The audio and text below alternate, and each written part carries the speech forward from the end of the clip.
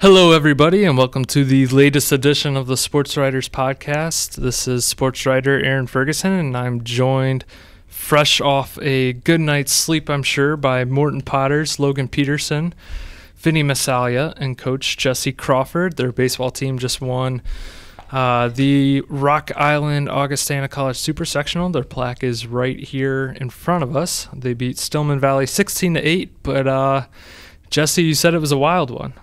Yeah, absolutely. Been a lot of competition through sports my whole life, and that'll go down as probably one of the craziest up and down emotional games I've been a part of. Going from being one strike away in the seventh inning with 2 outs and nobody on, to then thinking your season's on the ropes after that, and then the ninth inning coming out and just hitting the baseball all over the field and scoring 8 runs and just kind of staying the course. Guys didn't crack, they didn't get too nervous, stayed focused, and like our motto has been the whole postseason is survive and advance, and we found a way to get through that one last night. Logan and Vinni, you guys were obviously a part of last year's team that kind of collapsed in the 6th, and I know I brought this up 12 hours ago or whatever it was, but you guys both said you were confident that you were going to come back. Why was that? Well, after that 7th inning when we lost the lead again, it kind of gave me deja vu back to last year's Dunlap game, where there were so many chances for us to score, so many chances for them to score. But I think our hitting was so on yesterday that we weren't going to lose that game. We put up that 8 spot. Yeah, I mean, definitely in that 8th inning, once we had the bases loaded, and then I think you came up and got the first hit to start that. I mean, everyone started hitting the ball. Vinni, you extended your consecutive games with a home run streak to 3, and you have 4 home runs in those 3 games. Does the baseball look like a beach ball right now to you? Yeah, a little bit. Yeah, well, in batting practice it helps because I try to hit them out quite a bit. But, yeah, I'm seeing it pretty well right now. And Coach, what do you think about these guys? It seems like they're just on a tear. Yeah, I tell you, I talked about it a little bit last night, but I think it goes way back before. They're obviously hot right now, but I think it's a testament to what they did from the time when we got beat last year at Augustana. I imagine some of their focus and intensity in the off season was because of the feeling they probably had in their stomach when we got beat last year when we were so close to making it to Joliet. And both these guys were warriors in the weight room the entire off season. Put the time and effort in, and you always want your players to kind of have that light bulb go off when they know, okay, I got to do something, because your talent's only going to take you so far, and then to create that separation and to become great, to become elite, you got to work harder, and these guys have done that. They've been in the program, been at the varsity level for the last 3 years. They've played with some great leaders before them, but these 2 guys have done a great job of leading by example, and it makes the rest of the lineup, it's a calming effect. Right now we're hitting 1 through 9, but you don't have to feel the pressure at the top of the order when the bottom of the order is working. When the bottom of the order is working, then these guys can relax and just come and do their thing. So, I'm excited about what we have. We know we have a big challenge ahead of us Friday, Saturday, but more than anything, I've talked to some coaches in the area that have been down this road, and they say to enjoy the moment, enjoy the next couple days. We're going to be focused, we're going to be ready for Nazareth, but these 2 guys are a big part of why Morton baseball is on the map in Illinois, and these guys are going to go down in history in this high school as 2 of the better athletes that we've ever had.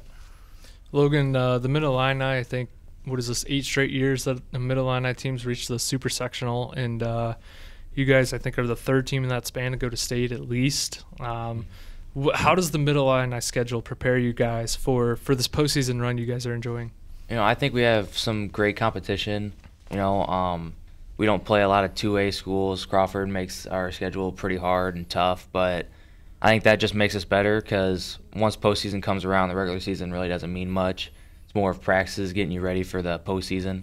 So I think that just makes us a whole lot better, because we're playing against competition that we'll be seeing later on in the postseason. So I think that's kind of why we made it this far. Vinni, I think you were the starting pitcher, and correct me if I'm wrong.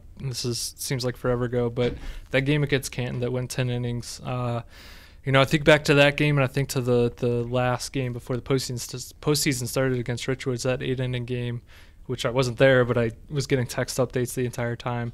How much did those 2 games, just having to battle for as long as you guys did to pull out those games, and then how much did that, I guess, prepare you guys for the postseason?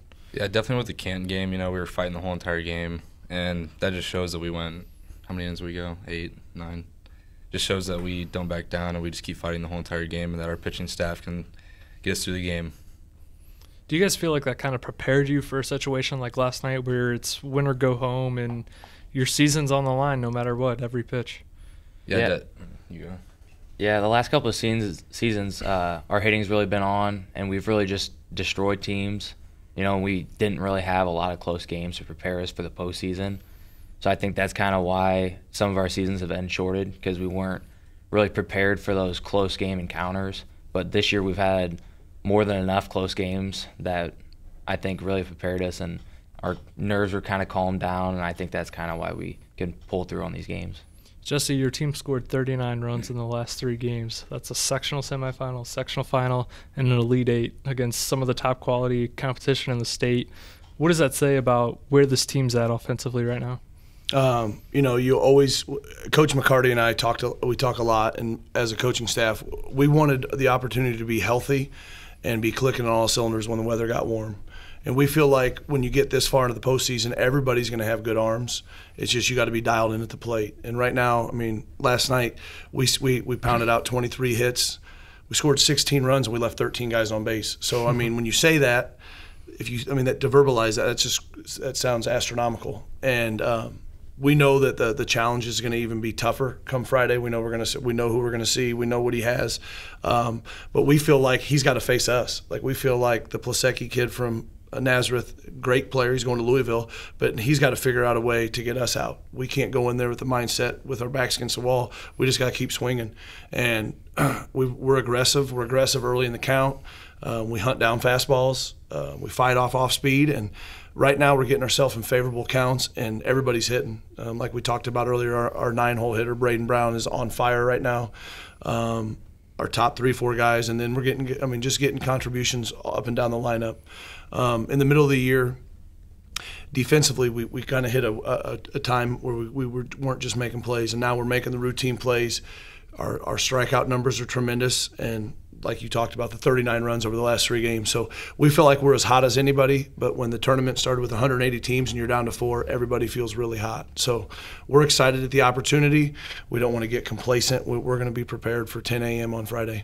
You guys went down to Louisville, I think, and I don't remember. Was it just one game you guys played down there? Yeah, we got snowed out on our spring trip, which is kind of a unique situation. Yeah, a little bit. But you guys went down there and played a really quality opponent.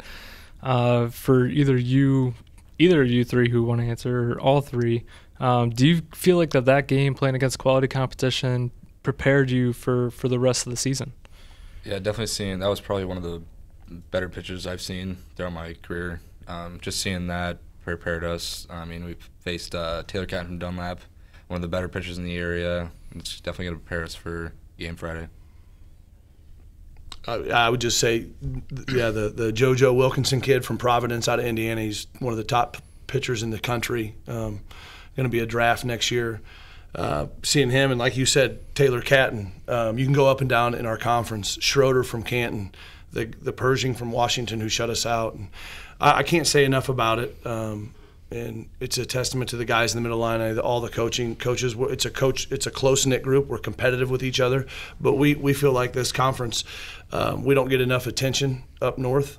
We really don't, and it's kind of a battle cry for us. And we're hoping, just like Coach Stone texted me last night, we're hoping to send a little bit of a message this weekend that we can play with those type of teams and play with those parochial power schools that are, they get kids from all over the suburbs, and they'll be ready. They're not going to be afraid of the Morton Potters, and we're going up there to compete with them. We're not going up there for a participation trophy. We're going to try to get the big trophy, and that's what we got our eyes set on right now. I think you feel probably pretty confident in these 2 guys' arms as well. And as a staff, we were just joking. I think last night's game, in which you guys gave up 8 runs, probably bumped you over a sub-2 ERA sitting at 2.06 right now. But how confident are you in these 2 guys to go out there and compete? Incredibly confident. Morton has a great tradition baseball-wise, and this pitching staff arguably has broken. I mean, we've broken the strikeout record, we've broken the shutout record. I mean, we feel like we have the power arms that can keep us in a ball game if offensively we're not clicking. And with that puts a lot of pressure on the other team, knowing that we can swing it a little bit. So, yeah, I'm very confident. If you would have told me after the junior high 4 years ago, we got second in state with this group, if you'd have told me going into their senior year that you'd have Vinni Massaglia healthy for your Friday semifinal and Logan Peterson healthy for your Saturday, I would say that I'm going to sleep pretty good this weekend knowing that we're going to be ready to go. What about you, Vinni? I know we've talked about this earlier in the year. You kind of had to miss the action on the mound last year. What has this season been like for you? I mean, it's been pretty crazy just coming back and being able to be back on the mound and pitching for my team. Just knowing I have a great lineup, get some runs for me. Logan, when you take them out on Saturday, I assume Saturday, I won't tip anything away. You don't have to tip your hand. But when you take them out this weekend, what are you going to be looking forward to?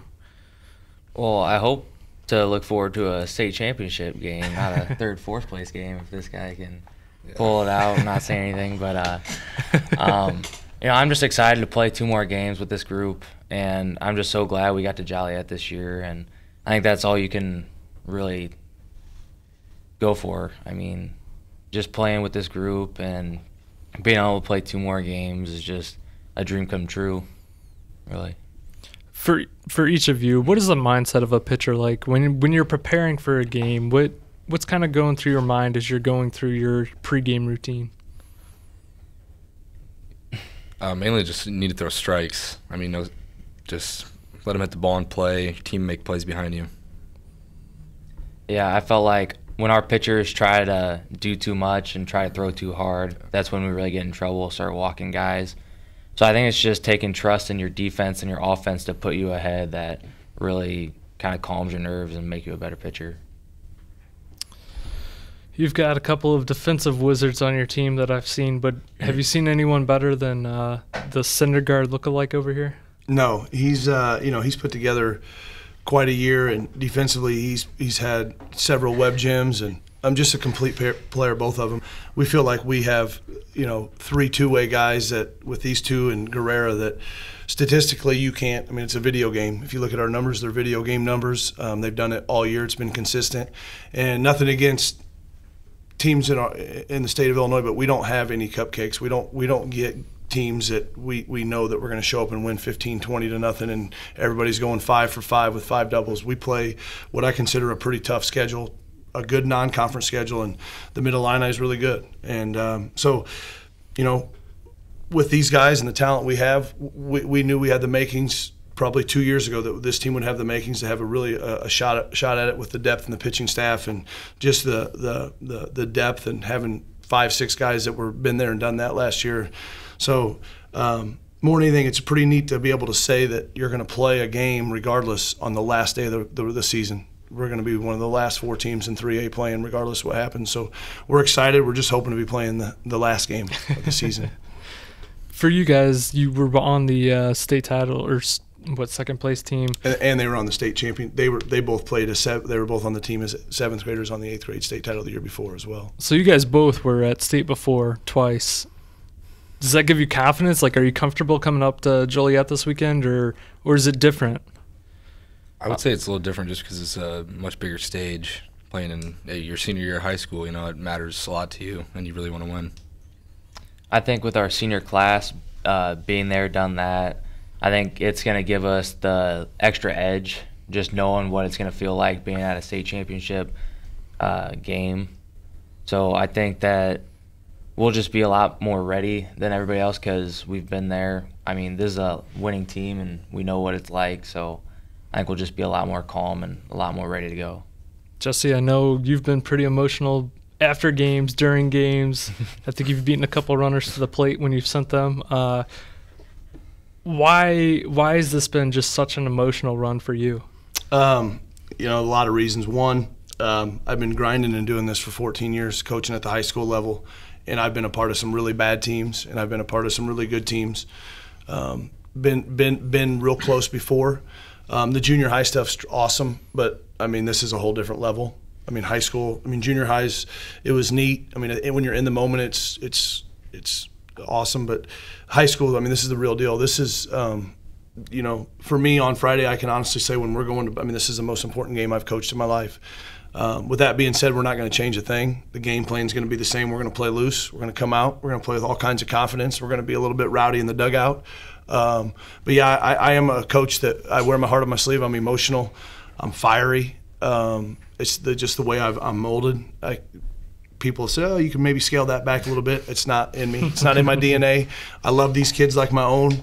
I think for the most part they realize that. They know that we're all out for one common cause, and we're trying to make history. We're trying to make our community proud, trying to make Central Illinois proud, and we know we got a lot of people rooting for us going into Friday. I know you had a couple of runs at Knox County over in Missouri that we've talked about before. How does that play a factor into this weekend, or does it? It plays a factor. I got my first coaching job I was 23 years old, and was fortunate enough to have a really good class right out of the gate. So I thought I was really smart. The first couple of years was win a lot of games, and then when the talent ran a little bit dry, you really got to really work at it. So I still remember. I still have close knits to Northeast Missouri. They're the ones that paved the way to give me an opportunity right out of college, and I'm forever grateful for that. I wouldn't be where I'm at today if I didn't take that stepping stone and go there. And my family was from Central Illinois, and I knew eventually I'd have to get back. And Morton took a chance on me 8 years ago, and you know, I think that things are going in the right direction in the baseball program. How much confidence when you guys are at third base or first base or wherever you are in the field or lineup, DH, how much confidence do you have in just this pitching staff as a whole to realize that even if you don't have your best stuff, that you can kind of grind through it and probably have one of the deepest pitching staffs in the state that you can turn the ball over to? Well, you know, I kind of saw it in the Washington game. I really didn't have much of my stuff, but, you know, I gave a lot of respect to that team because I knew they were going to hit the ball. So I really just pitched around the plate knowing that they'd swing, and I knew that my defense was going to be able to pick me up. And, you know, to make it this far, you really have to have a defense that can pick you up when you make a mistake, and you got to really have an offense that can pick you up when things are going bad. So I just really think that we have all three tools, our pitching staff, defense, and offense, to really make a run at championship game this year. Yeah, going off what he said, you really just have to trust your defense and offense to pick you up because, I mean, that's what you need in a team. You need to have people to back you up. That's how you're going to win games. You have a couple of jerseys out here on the table, the white with the red letters and gray trim, and the red with the gray letters, white trim, and a little Potter head for the O. A couple of pretty cool jerseys here, but you guys have stuck with the red for a while. Are you guys a superstitious team or what? Yeah, absolutely. We're 5-0 in the postseason with those on. I haven't changed a thing. I've washed the entire from head to toe what I've had on undergarments and everything. I've worn the same thing every game, same socks, everything. So a little bit superstitious. The way we do it, we let our starting pitcher decide who's what jerseys, and right now these guys have stuck with red. So I don't think we're going to change a thing this weekend. I'm not that superstitious. They're just the lightest ones in the areas. You know, I mean, it's just cooler for all the other players and pitchers, so that's why I really pick it. That's true. So you guys are you even going to bring the white jerseys to Joliet? Nope. No. Interesting. Hang them up in the dugout or something? Give them to girlfriends or moms? With the color that's what will happen. Yeah. I think it's safe because I think two of the teams are light blue and the other one's maroon. So I think our red will be fine. I don't think we'll have to clash like we did last night a little bit. Oh, my gosh. We had some parents asking us last night to throw the grays on, and we declined to do that. And the only difference, if you didn't make the game or didn't catch any highlights or anything, literally the only difference in the two jerseys were Morton's jerseys had a little gray trim, I think, around them, and Stillman Valley's were white instead, but they both wore red, both wore white pants. White hats. Yeah, super confusing. I guess to kind of, I don't know, get to know the team a little bit better, even though there's only three of you here. Who do you guys think is the loosest person on the dugout? Moza. I would say Moza. Why? He's just fun to be around, you know? Like, he doesn't get that much play time, but he's always got a smile on his face. He's always picking me up when I'm down. He's always rooting for everybody, no matter what, catching our bullpens. And I think it just brings a great, fun atmosphere to the game. 5'1" left-handed catcher, by the way. Don't see many of those. What about you, Vinni? Overall, he's just a great teammate, great person. I mean, he's always smiling, always a smile on his face. I mean, if you're down, he's gonna pick you up. Sometimes he gives me a hug. Moza hugs. He hugs a lot. They're the best. I love Moza, but for me, when they're not pitching, the Kelly twins, I wouldn't say they're loose, but they add a dynamic to our roster that most haven't seen before. And what's really funny is when one of them's pitching, the other one is even more amped up and fired up in the dugout. I've seen them almost fist fight each other. I've seen them. Last year we're playing IBC in a game. I wasn't happy with one of the other one. I think I wasn't happy with Hagen's outing and his body language. So Connor jumped in, and by the end of it, they were both arguing with me over something that happened during the game. So those guys they have big personalities, and they're the type of players that you really root for sure. When you guys are in the dugout, I guess what are some of the, I don't want to call them shenanigans, but for lack of a better word, shenanigans that happen on, like, when you guys are on offense, like what do you guys do to, like, get into the pitcher's head or just cheer your team on? That's not really my thing. We have a couple. I don't know if it's the proper term, but we have a couple knuckleheads. we got the Kelly twins. We got Benny Meyer, who, and we have to scale it back, but they consistently are cheering and talking, and but yeah, it's an interesting thing. I mean, they kind of feed off of it at times, but sometimes it crosses the line. We got to kind of scale it back a little bit, but. Some new ones I've heard this year: throw him a bucket, or he's throwing up. What else does he say? He says, "Give him a coat. It's outside." He asked him what he's gonna have for dinner. Asked the pitcher what he's gonna have for dinner. I don't know where he got that from. Yeah, he's throwing up. Yeah. So yeah, they come up with some good one-liners, but sometimes the opposing team or the officials don't like it. So we've had to tighten some of that stuff up. But what's funny about this group? Last year we had juniors that were really good that wanted to be on the field right now, and then we had a senior group. So the hardest thing last year was managing playing time. It is every year. This year we have some juniors that understand that they're 1 year away from being on the field, and they've embraced and accepted their role. And the chemistry of this group is off the charts. They're very close. The 9 seniors have been playing travel ball together since they were 8, 9 years old. The dads are just as locked in as the players are. I noticed that sitting with them last night. Yeah, it's been quite the ride, and it's a ride that we don't want to come to an end. We just want it to end with a storybook ending this weekend. What's your guys' favorite baseball lingo? Favorite line?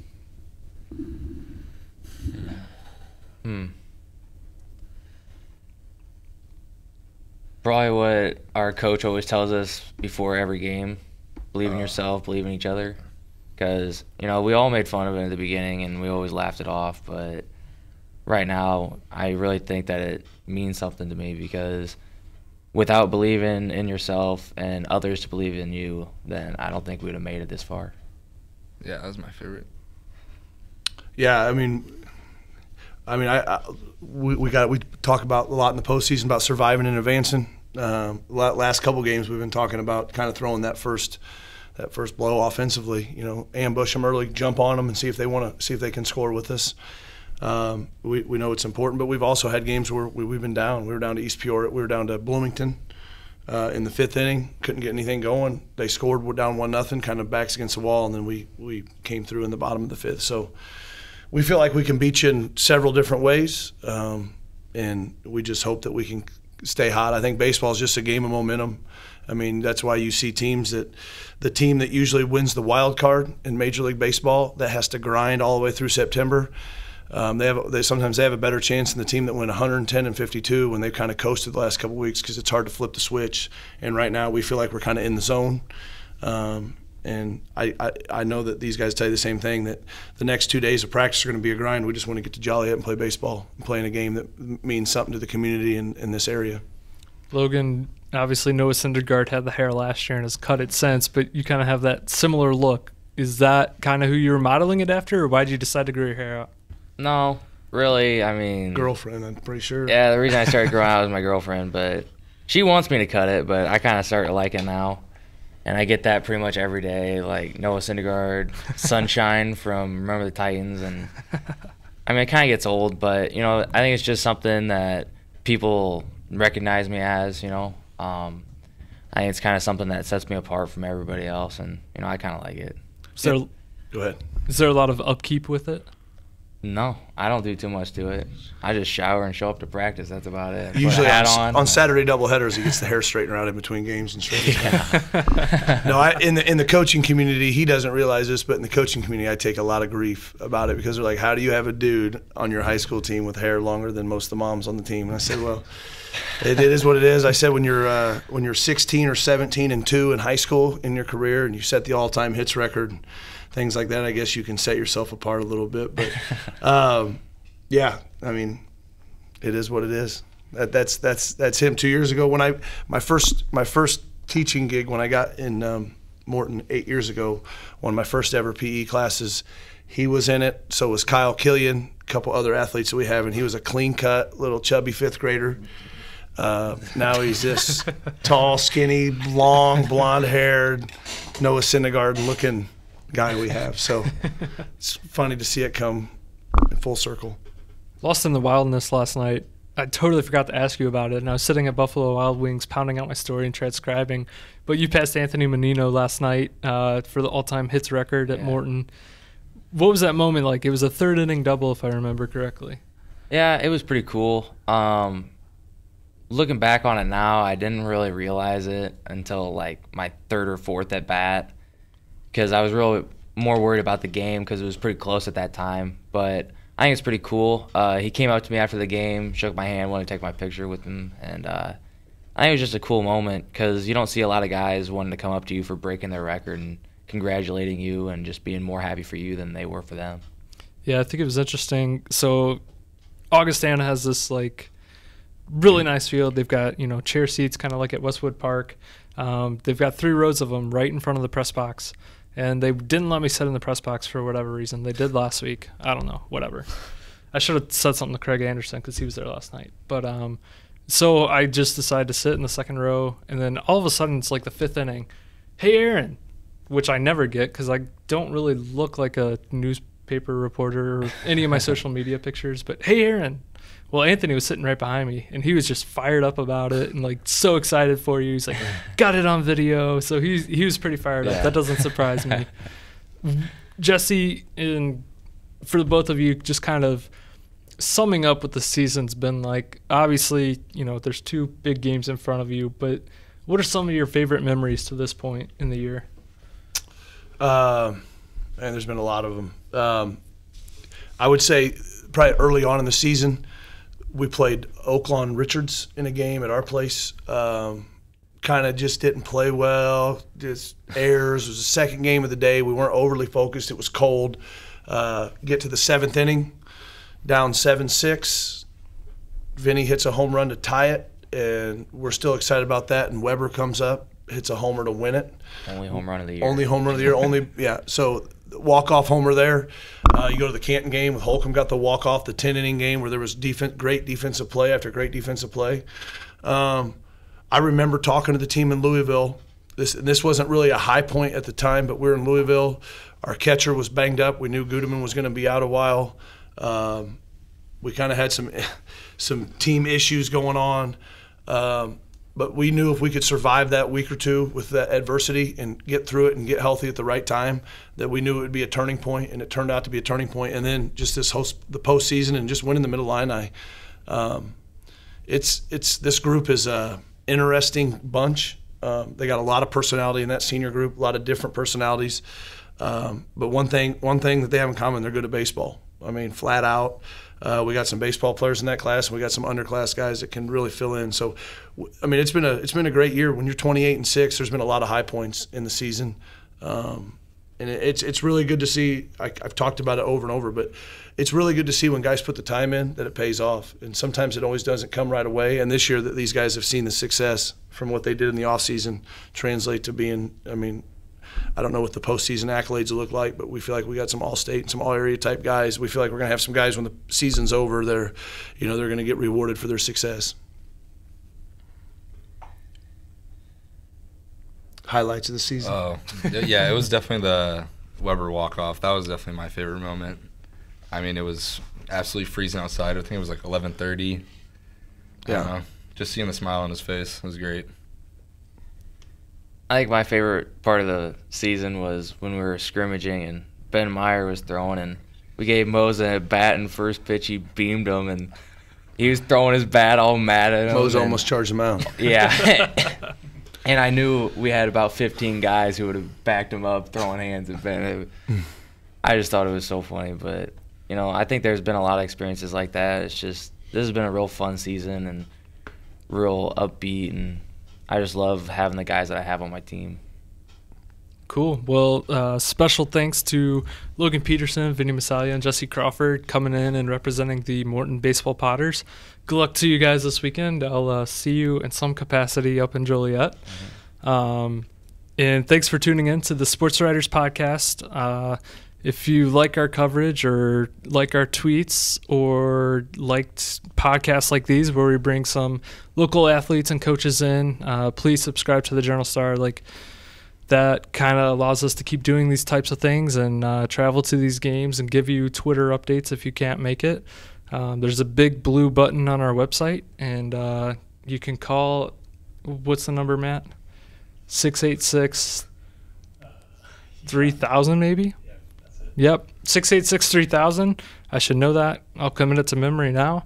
Thanks for listening to the Journal Star Sportswriters podcast, and special thanks to producer Matt Dayhoff. Until next time.